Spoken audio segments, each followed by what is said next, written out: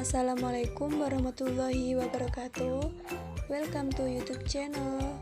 Di video kali ini kita akan membahas tentang potensi dan sebaran sumber daya alam di Indonesia. Jangan lupa like dan subscribe. Tahukah kamu bahwa sumber daya alam Indonesia telah dikenal dan diminati bangsa-bangsa di dunia sejak dahulu? Bangsa India dan Cina sudah mengadakan hubungan dengan bangsa Indonesia sejak abad ke-2 Masehi. Komoditas perdagangan dari Indonesia yang terkenal antara lain emas, kayu cendana, lada, dan kapur barus. Komoditas tersebut termasuk yang diperdagangkan di pasar internasional dengan nilai tinggi. Sementara bangsa India dan Cina membawa barang dagangan berupa kain tenun, ukiran, dan barang-barang dari gading gajah. Yang pertama yaitu potensi dan sebaran sumber daya udara. Udara juga berfungsi melindungi kehidupan di bumi dari sinar ultraviolet dan benda-benda angkasa yang jatuh ke bumi. Lapisan udara atau atmosfer yang menyeluruhi bumi menyaring radiasi ultraviolet yang dapat mengganggu kehidupan di bumi. Benda-benda angkasa yang jatuh ke bumi juga akan hancur di udara sebelum sampai ke bumi. Secara umum, potensi sumber daya alam berupa udara bisa dikelompokkan menjadi dua, yakni sumber daya energi angin dan sumber daya gas. Yang pertama, sumber daya energi angin. Salah satu implementasi sumber daya energi angin di Indonesia adalah pembangkit listrik tenaga bayu, yang biasa disingkat dengan PLTB. PLTB dikembangkan sejak tahun 2002. Teknologi yang digunakan mengadaptasi dari teknologi windmills atau kincir angin. Pembangkit listrik tenaga bayu mengubah energi angin menjadi energi listrik. Proses konversi energi tersebut memanfaatkan bantuan turbin angin.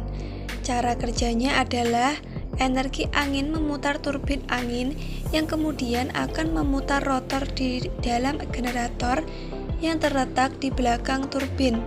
Dari proses itulah kemudian dihasilkan energi listrik. Yang kedua yakni sumber daya gas. Udara terbagi atas 3 unsur utama yakni uap air, aerosol, dan udara kering. Udara kering inilah yang mengandung berbagai jenis gas. Sebanyak 78% dari total gas kering terdiri dari gas nitrogen. Selain nitrogen, gas lainnya adalah oksigen sebesar 20%, gas argon sebanyak 0,93%, karbon dioksida sebesar 0,003%, dan gas-gas lain yang jumlahnya lebih kecil seperti neon, helium, hidrogen, kripton, ozon, metana, dan radon. Meskipun keberadaannya kecil dan tidak terlihat, akan tetapi gas-gas di udara memiliki banyak manfaat dan harus kita jaga dari ancaman pencemaran udara.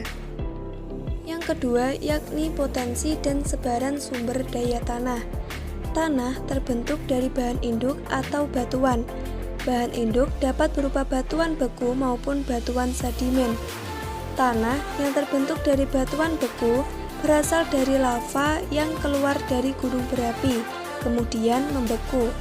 Batuan yang telah membeku tersebut selanjutnya terkena pengaruh cuaca, terutama panas dan hujan, yang kemudian hancur dan terbentuklah tanah. Hancurnya batuan dapat juga terjadi karena adanya tumbuhan yang akarnya mampu menghancurkan batuan. Berdasarkan sifat batuan induknya, secara umum, tanah di Indonesia dapat dibedakan menjadi 3. Yang pertama, tanah dengan bahan induk vulkanik.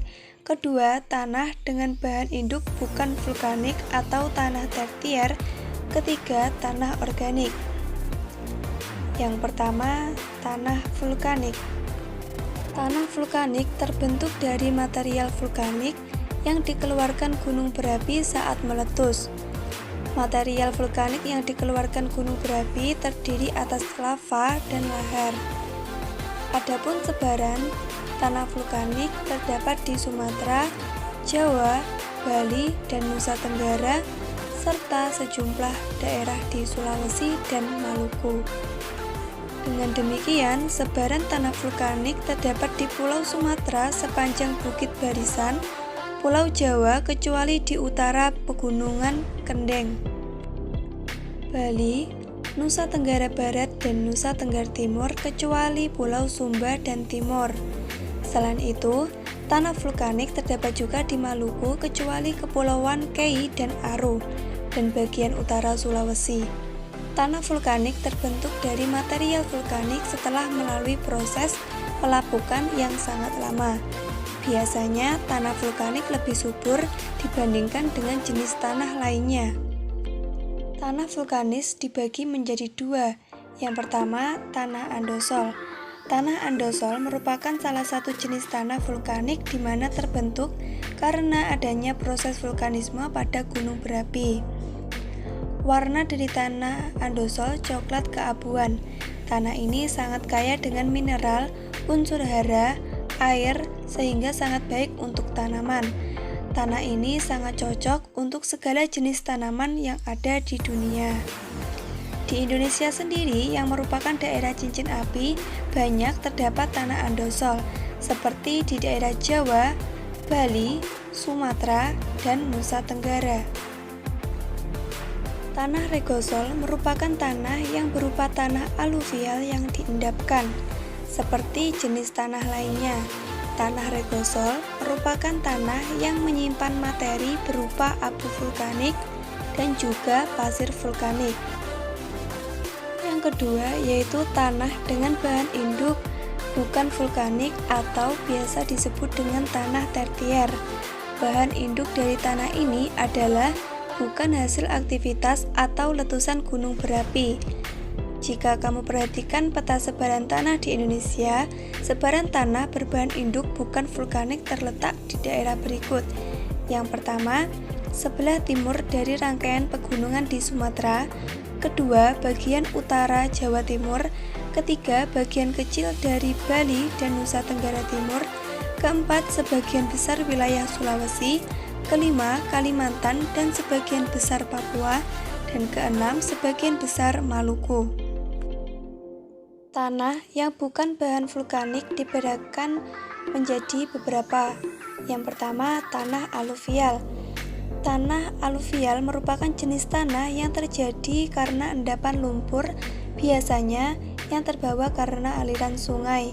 Tanah ini sangat cocok untuk pertanian, baik pertanian padi maupun palawija seperti jagung, tembakau, dan jenis tanaman lainnya karena teksturnya yang lembut dan mudah digarap sehingga tidak perlu membutuhkan kerja yang keras. Tanah ini banyak tersebar di Indonesia dari Sumatera, Kalimantan, Sulawesi, Papua, dan Jawa. Yang kedua yakni tanah kapur. Tanah kapur merupakan jenis tanah yang tidak subur dan tidak bisa ditanami tanaman yang membutuhkan banyak air. Namun, jika ditanami oleh pohon yang kuat dan tahan lama seperti pohon jati dan pohon keras lainnya.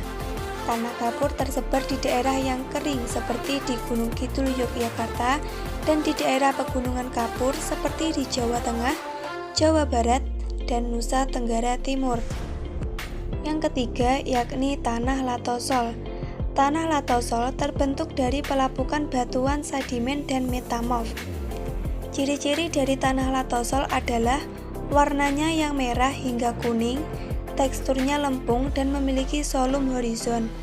Persebaran tanah litosol ini berada di daerah yang memiliki curah hujan tinggi dan kelembapan yang tinggi pula, serta pada ketinggian berkisar pada 300 sampai 1000 meter dari permukaan laut. Tanah latosol tidak terlalu subur karena mengandung zat besi dan aluminium. Persebaran tanah latosol di daerah Sulawesi, Lampung, Kalimantan Timur dan Barat, Bali, dan Papua. Yang terakhir yakni tanah organik. Tanah organik terdiri dari tanah humus dan tanah gambut. Tanah humus. Tanah humus terbentuk dari hasil pembusukan bahan-bahan organik. Ciri-cirinya warna kehitaman, mudah basah, mengandung bahan organik dan sangat subur. Pemanfaatannya sebagai lahan pertanian. Persebaran tanah humus di Lampung, Jawa Tengah bagian selatan, Kalimantan Selatan, dan Sulawesi Tenggara. Jenis tanah organik yang kedua yakni tanah gambut. Tanah gambut adalah tanah yang proses terbentuknya dari hasil pembusukan tumbuhan atau bahan organik di daerah yang selalu tergenang air rawa. Hal-hal ini yang perlu kita ketahui tentang tanah gambut. Ciri-cirinya bersifat sangat masam, unsur hara rendah sehingga tidak subur.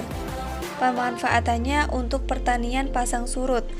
Persebaran tanah ini di pantai timur Sumatera, Kalimantan, Sulawesi, Halmahera, Seram, Papua, dan pantai selatan. Sekian video kali ini, terima kasih telah menyaksikan hingga akhir. Sekian, wassalamualaikum warahmatullahi wabarakatuh.